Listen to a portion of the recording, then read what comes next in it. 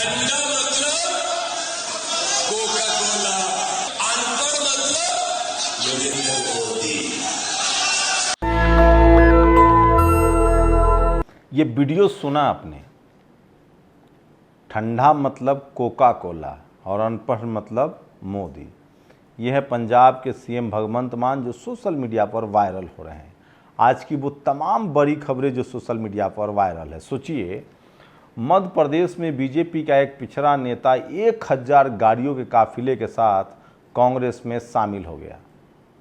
ये सबसे बड़ी खबर है जो सोशल मीडिया पर छाया हुआ है, वो पटेल कम्युनिटी से हैं और 1000 गाड़ियों के साथ शामिल हो गए। इससे लोग अंदाज़ा लगा रहे हैं कि मध्य प्रदेश में क्या होगा। प्रधानमंत्री का स्लिप ऑफ टंग लगातार हो रहा है। गृह मंत्री तो राफेल घोटाला बोल गए। ये तमाम स्लिप ऑफ टंग है या बीजेपी के समय खराब चल रहे हैं? ये वो तमाम वीडियो दिखाऊंगा, किस तरह से स्वामी प्रसाद मौर्य पर जूता चलाने वाले की जमकर कुटाई हुई, लेकिन वो पिछड़े समाज का युवक है। तो क्या पिछड़े युवकों का धार्मिक हिंसा, जातीय हिंसा में इस्तेमाल हो रहा है? दारा सिंह चौहान पर ईंट फेंकने वाले युवक ने कहा है कि उसको बीजेपी ने ऐसा करने के लिए कहा था। तो ये तमाम बड़ी खबरें हैं जो सोशल मीडिया पर वायरल है। सोशल मीडिया ही सच्चा मीडिया है, सोशल मीडिया ही बहुजन मीडिया है। तो आप सोशल मीडिया पर हमें देखिए, आपको कोई और चैनल देखने की ज़रूरत नहीं पड़ेगी। तो सोशल मीडिया पर आज भगवंत सिंह मान का ये मध्य प्रदेश में जो दिया गया बयान है वो वायरल हो रहा है, जिसमें उन्होंने कहा ठंडा मतलब कोका कोला, अनपढ़ मतलब मोदी। मैं फिर कह रहा हूँ कि अनपढ़ कहना किसी के खिलाफ ये ठीक नहीं है।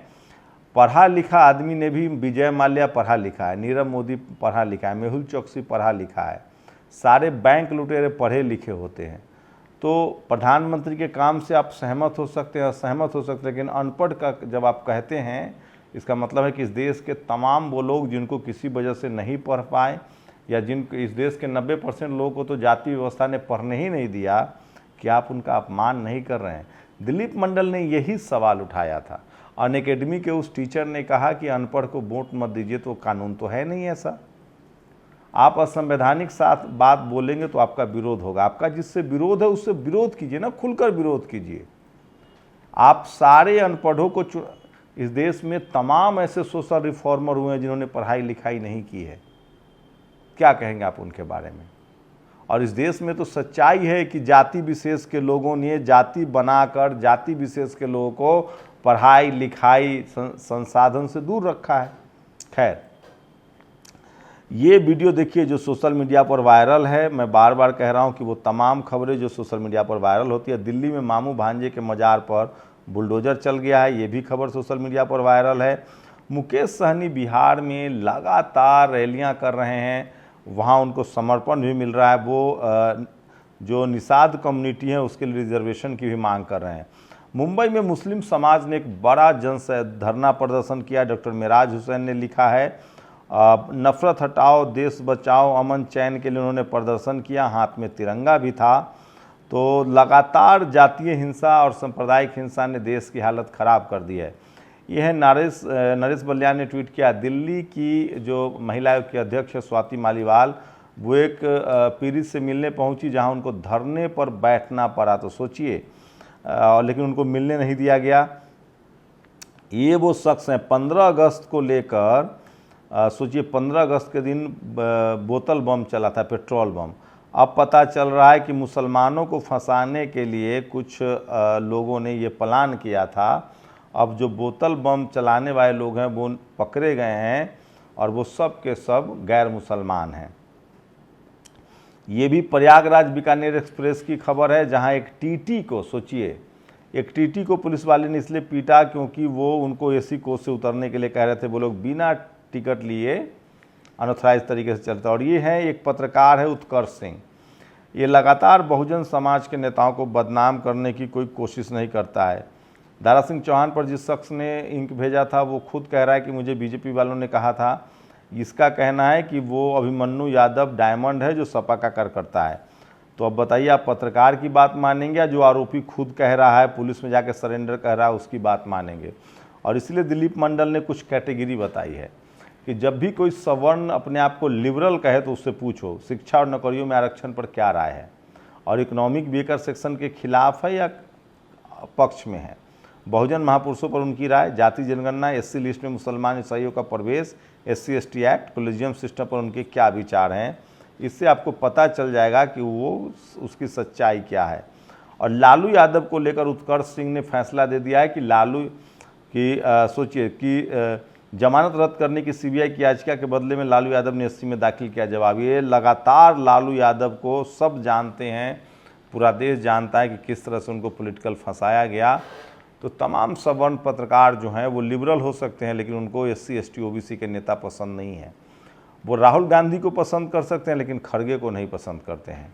वो चाहेंगे कि राहुल प्रधानमंत्री बन जाए, खड़गे नहीं। तो सोचिए, सवर्ण लीडरशिप वाली पार्टी में तो समझ में आता है, बहुजन लीडरशिप वाली पार्टियों में जो सवर्ण समाज है वो भी अपने समाज के मुद्दे पर रहता है। वो तो गैर सवर्ण समाज के नेता हैं जो अपने निहित स्वार्थों के लिए समाज की तिलांजलि देते हैं, उनकी समझ ही नहीं है। बहुजनों को वैसे सड़क का नेता चुनना चाहिए, और खासकर वो अम्बेडकराइट हो या फिर वो बामसेफ के आंदोलन से, DS4 के आंदोलन से निकला हो, तो वो समाज के लिए ज़्यादा बेहतर होगा। जैसे संघ से निकले हुए लोगों को BJP मौका देती है, चाहे वो किसी समाज के हों। सोशल मीडिया पर तमाम और ये देखिए, ये कंचन यादव ने एक ट्वीट किया है। इस शख्स का नाम है महेंद्र कुमार यादव। ये परीक्षा में टॉप थे, JRF इनको मिला था, 300 में 206 नंबर आया था। उसके बाद भी इनको कहा गया कि आप मेन कैंपस से PhD नहीं करेंगे। महेंद्र कुमार यादव एक समान परिवार से आकर इलाहाबाद विश्वविद्यालय में BA एडमिशन लेता है। बहुत अच्छी रैंक आने की वजह से हॉस्टल मिल जाता है। जब इस बच्चे को MA करने के लिए इंट्रेंस देना होता है, इसे परीक्षा में टॉप कर जाता है, तो इलाहाबाद विश्वविद्यालय के प्राचीन इतिहास विभाग में एडमिशन न होकर उसे कॉलेज में PhD करने के लिए बोला जाता है। सोचिए, यह इंटरव्यू की व्यवस्था अमीर सवर्ण बच्चों के लिए लाई थी, जिसमें गरीब सवर्ण बच्चे भी पीसते हैं। तो इस तरह का जातिवाद लगातार चालू है। ये वीडियो देखिए। दूसरे विंडो में, योगी जी आप BEd BTC टेट के वालों को नौकरी नहीं दे सकते हैं तो कम से कम स्कॉलरशिप ही दीजिए। ये स्क्रीनशॉट देखिए, ये वो तस्वीर है जिसमें उन पर जूता चलाया गया था। प्रधानमंत्री का ये वीडियो सुन लीजिए एक बार। एस्पिरेशनल डिस्ट्रिक्ट के अंदर मूड बनाने भी इंस्टीट्यूशनल डिलीवरी करेंगे। बहुत ज़्यादा स्लिप ऑफ टंग हो रहे हैं। क्या उम्र का असर है या चुनाव का डर है? स्मृति ईरानी के डिपार्टमेंट पर 144 करोड़ रुपए घोटाले का आरोप लगा है, CAG ने कहा है। सुधीर चौधरी वाला प्रकरण याद ही है। रविश ने लिखा है कि ऐसा न हो कि कल अगर 1 महीना 15 दिन 6 दिन भी टाइट हो जाए अंकर, तो अगली बार पता चला हथकड़ी लेके जो सत्ताधारी दल है वो इंटरव्यू देने आएंगे। सुधीर चौधरी को जिस तरह से बेइज्जत किया गया, संसद में ED की धमकी दी गई। खैर, इन सब के लिए खुद पत्रकार जिम्मेदार हैं, जिन्होंने अपने आप को गिरवी रख दिया है। और पत्रकारों ने गिरवी नहीं रखा है। दरअसल जो पत्रकार हैं, वो आज जो TV अखबार में पत्रकार हैं, ये सब मंडल कमीशन के समय कॉलेज में थे, और ये सब आरक्षण विरोधी हैं। सवर्ण समाज के पत्रकार हैं, उसमें भी ब्राह्मण समाज के पत्रकार हैं, और वो अपने सामाजिक हितों के साथ हैं। SC ST OBC आदिवासियों को अपना सोचना चाहिए। आप अपना गाय पालिए, अपना भैंस पालिए, तभी दूध खाएंगे। आप अपना चैनल खोलिए, अपने चैनलों को देखिए, तभी आप खबर पाएंगे। आप उनसे क्यों उम्मीद रखते हैं? ये आपकी गलतफहमी है। तो स्मृति ईरानी पर 144 करोड़ के उनके विभाग पर फर्जीवाड़े का आरोप है।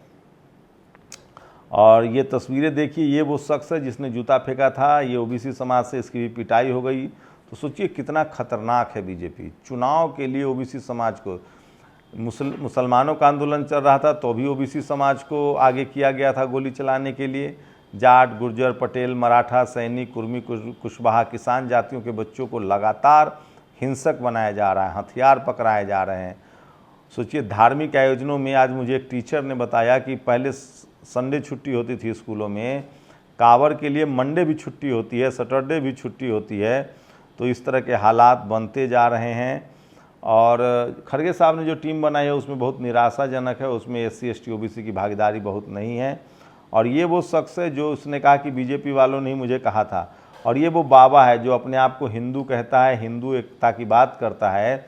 इसी की सभा में कहा गया कि आरक्षण वाले की वजह से रेल पुल गिरता है।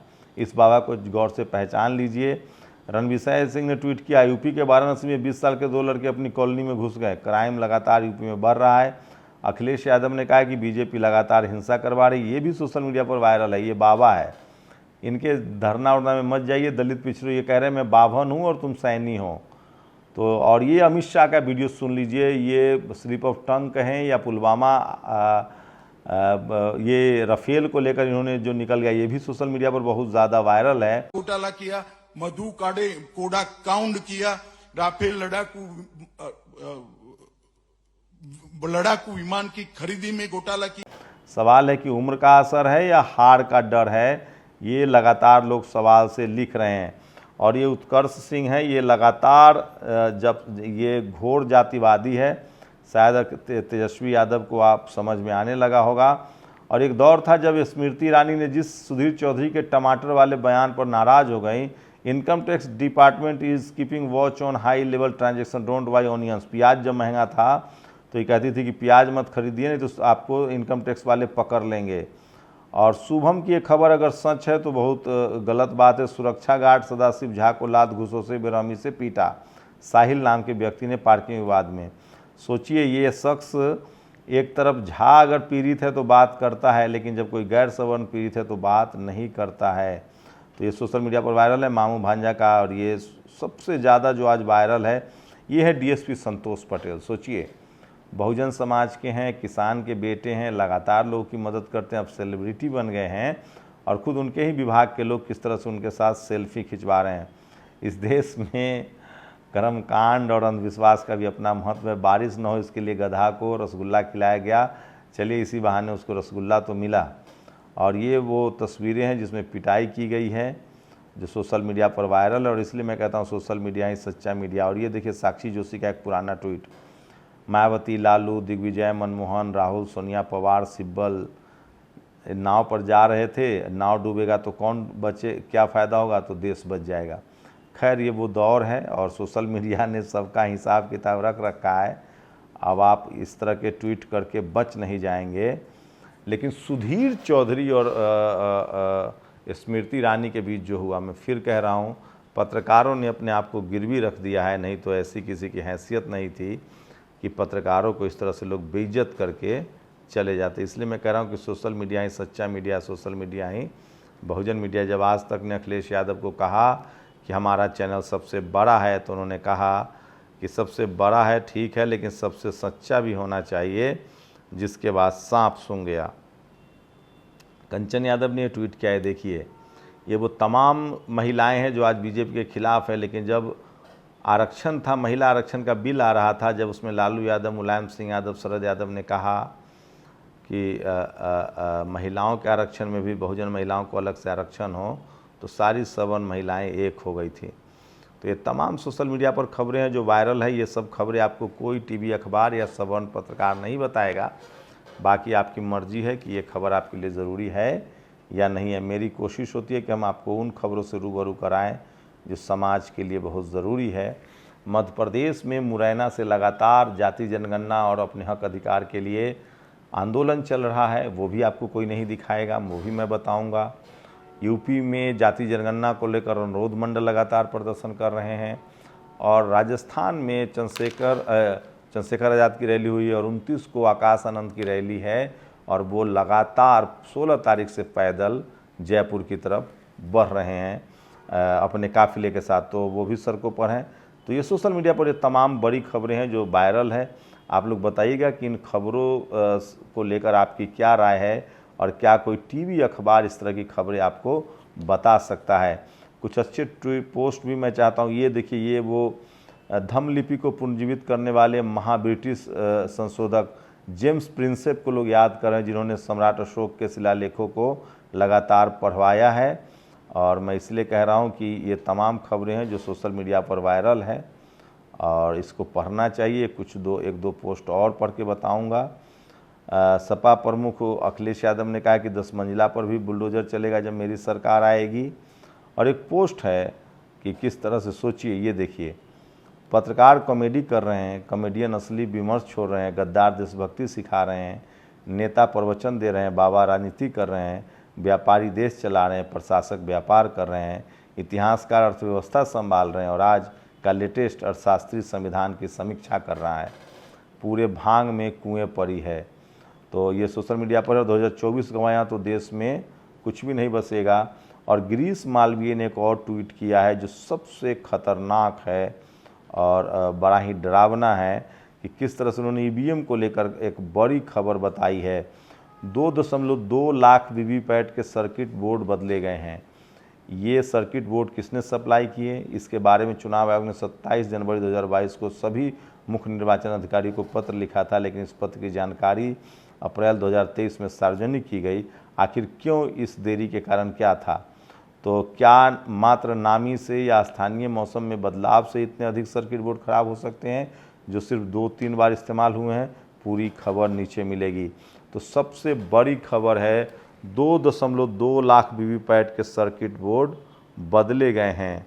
तो ये सारे सवाल जो हैं वो पैदा करते हैं कि क्या चुनाव आयोग किस पर नज़र नहीं है या चुनाव आयोग की मिलीभगत है। सवाल है कि चुनाव वीवीपैट की वजह से, ईवीएम की वजह से ट्रांसपेरेंसी खतरे में है। तो वीवीपैट में लगभग आधे से ज़्यादा वीवीपैट में खराबी की बात आ रही थी। अब खबर आ रही है कि 2.2 लाख वीवीपैट के सर्किट बदले गए हैं। शुक्रिया। नेशनल दस्तक की आपसे गुजारिश है कि अगर इसको बचाना चाहते हैं तो नेशनल दस्तक को सब्सक्राइब करने के लिए रेड कलर के सब्सक्राइब बटन को दबाएं, फिर बेल आइकन की घंटी दबाएं। नेशनल दस्तक को बचाने के लिए बहुत जरूरी है कि हर खबर को शेयर करें, लाइक करें, कमेंट जरूर करें।